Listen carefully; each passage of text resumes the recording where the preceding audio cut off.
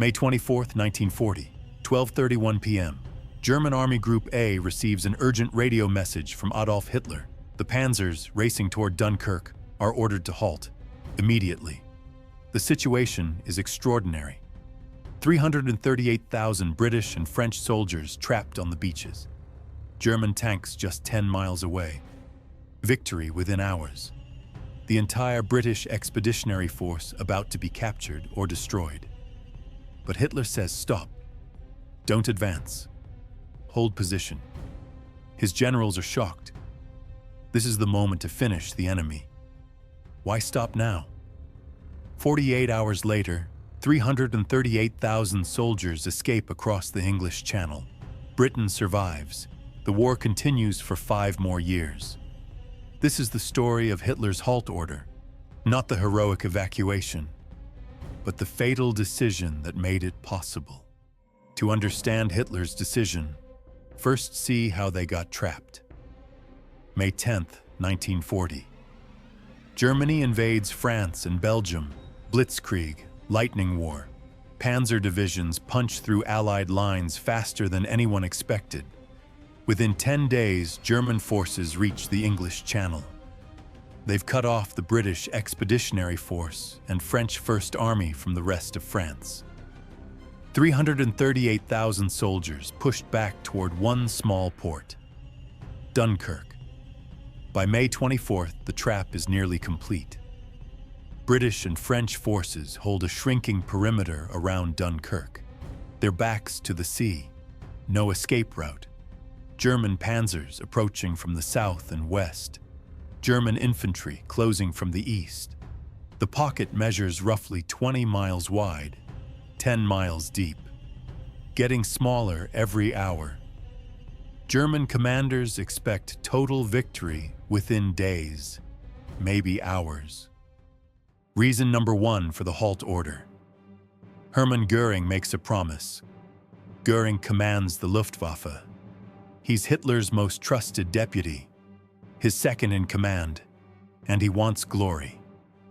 When Hitler considers how to finish the trapped forces at Dunkirk, Göring intervenes. Mein Führer, leave this to the Luftwaffe. My planes will destroy them from the air. No need to risk your precious panzers. Hitler likes this idea. Save the tanks. Let the Air Force finish them. Göring has never failed him before. Well, actually, that's not quite true. But Hitler has short memory. Sound familiar? This is exactly what will happen at Stalingrad 2 years later. Göring promises air power can solve everything. Hitler believes him. Göring fails. The pattern starts here. Reason number 2. Preserve the panzers for the real fight. Here's Hitler's strategic thinking. Dunkirk is a sideshow. Yes, 338,000 enemy soldiers trapped there. But they're already beaten, cut off, no threat. The Luftwaffe and Navy can handle them. The real objective is France itself. Paris. The French army. France hasn't surrendered yet. Their main forces are still fighting south of the Somme River. That's where the tanks are needed. Panzer divisions have been fighting for 2 weeks straight. They need maintenance, repairs, rest. The terrain around Dunkirk is difficult. Marshes, canals, not ideal for tanks. Why risk losing valuable armor in swampy ground when you need them for the decisive battle ahead? Logical military thinking. But it assumes the Luftwaffe can actually stop 338,000 men from escaping. Big assumption. Reason number 3. Hitler still wants a deal with Britain. This sounds strange. Germany is winning. Why negotiate? But Hitler never wanted war with Britain. He admires the British Empire. He wants them as allies against the Soviet Union, not enemies. In May 1940, Britain's war cabinet is divided. Winston Churchill wants to fight on. But Foreign Secretary Lord Halifax leads a faction favoring negotiations. Secret diplomatic channels remain open. Hitler calculates that completely destroying the British army might make peace impossible. Too humiliating. No room for negotiation. But if he lets them escape with a face-saving evacuation, maybe Britain will come to terms. Preserve the possibility of a deal. Don't force them into a corner. Let them retreat with some dignity intact. Strategic restraint or catastrophic miscalculation. Reason number 4, pure overconfidence. By May 24th, Hitler believes the battle is already won.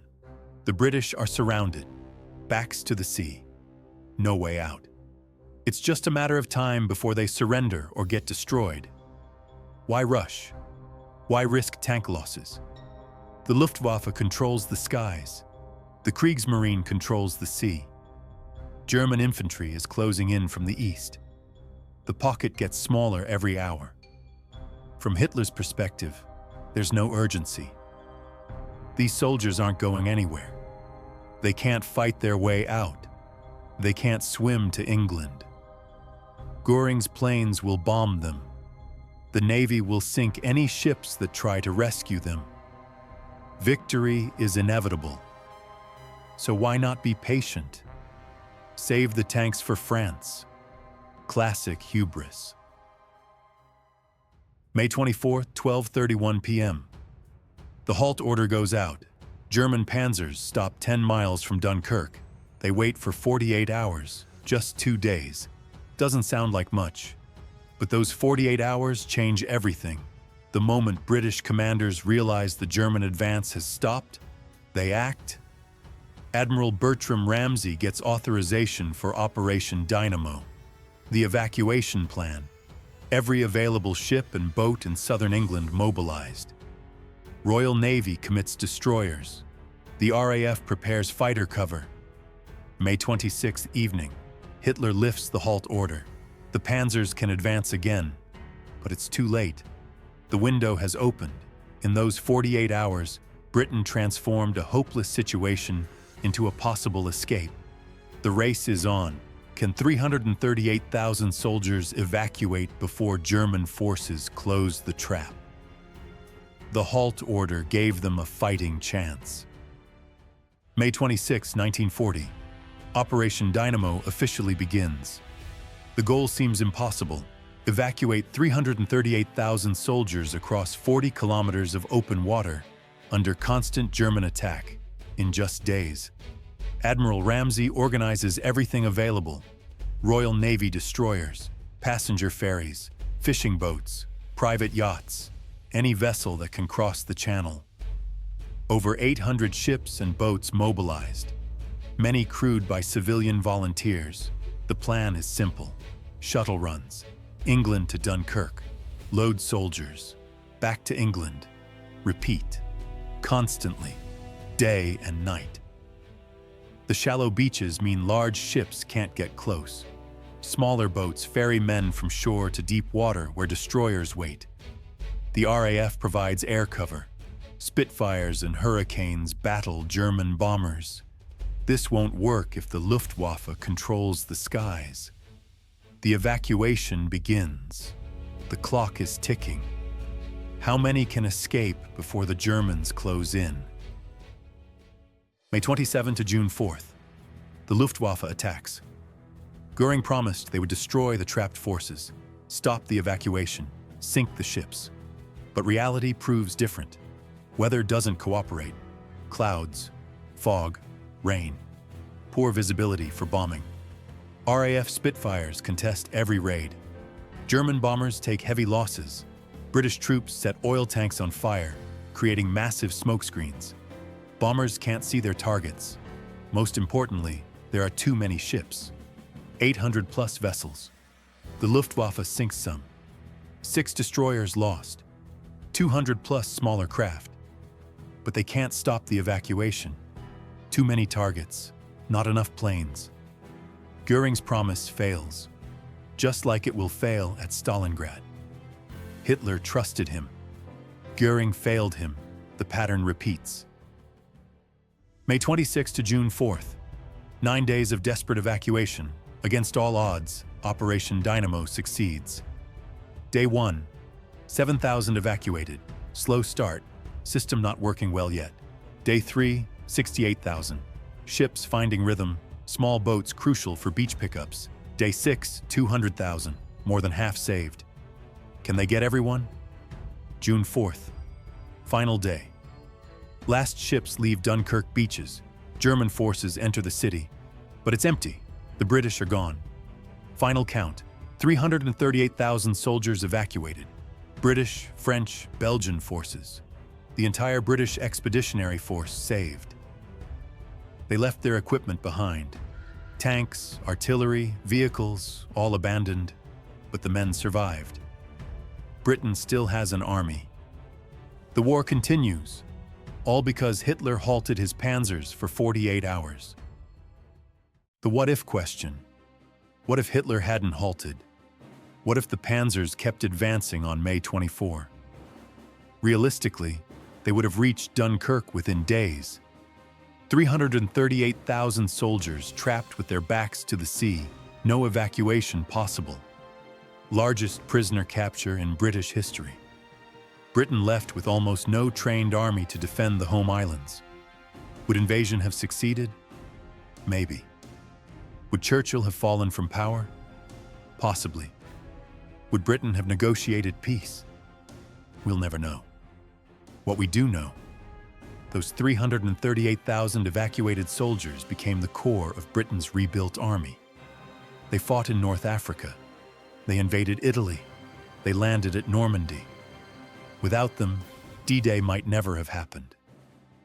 Hitler's halt order changed the entire war. 2 decisions, 2 catastrophic mistakes, same leader. Dunkirk, May 1940. Hitler halts when he should advance. 338,000 enemy soldiers escape. Britain survives to fight another day. The war continues. Stalingrad, November 1942. Hitler forbids retreat when he should withdraw. 290,000 of his own soldiers trapped and lost. Germany never recovers. The tide turns against him. The pattern is clear. Both decisions driven by ego, not strategy. Dunkirk, overconfidence and Göring's promises. Stalingrad, pride and refusal to admit mistakes. In both cases, Hitler ignored military reality, trusted the wrong people, made emotional choices over rational ones. Dunkirk let his enemies escape. Stalingrad destroyed his own army. Together, these decisions helped lose him the war. When ego commands, everyone pays the price. This is Hitler's legacy at Dunkirk.